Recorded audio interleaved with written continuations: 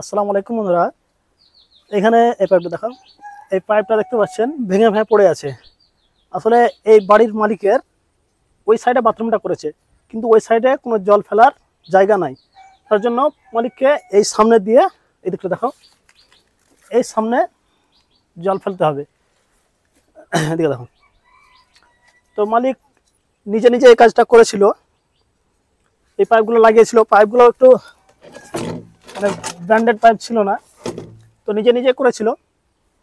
তো কিছুদিন বলতে গেলে 1 থেকে 1.5 বছরের মধ্যে কাজের অবস্থা দেখেন। তাই প্রত্যেক মালিককে বলবো যে কাজ করলে একটু ভালো মানের পাইপ লাগাবেন আর একটু মিস্ত্রি দিয়ে কাজটা করাবেন, ভালো মানের মিস্ত্রি দিয়ে কাজটা করাবেন, তাহলে লংজিভিটি হবে। না হলে এরকম অবস্থা আপনাদের হবে। তো একে তো পাইপগুলো নষ্ট হলো, অথচ আবার আমি দ্বিতীয় দিন এসেছি এই কাজটা করার জন্য।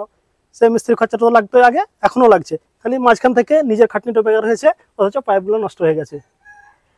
তাই প্রত্যেক মালিককেই বলবো যে ভালো মানের পাইপ লাগাবেন আর কাজ একটু ভালো মিস্ত্রি দিয়ে কাজটা করবেন, তাহলে কাজটা খুব সুন্দর হবে এবং লংজিভিটাও হবে। তো দেখেন এখন এই অবস্থা, কাজটা আমি করব, আপনাদেরকে দেখাবো শেষে কেমন হয়েছে। আলহামদুলিল্লাহ আমাদের কাজটি সম্পূর্ণ হলো। কেমন হয়েছে দেখেন, যদি ভালো লাগে থাকে অবশ্যই ভিডিওটিতে একটি লাইক করবেন।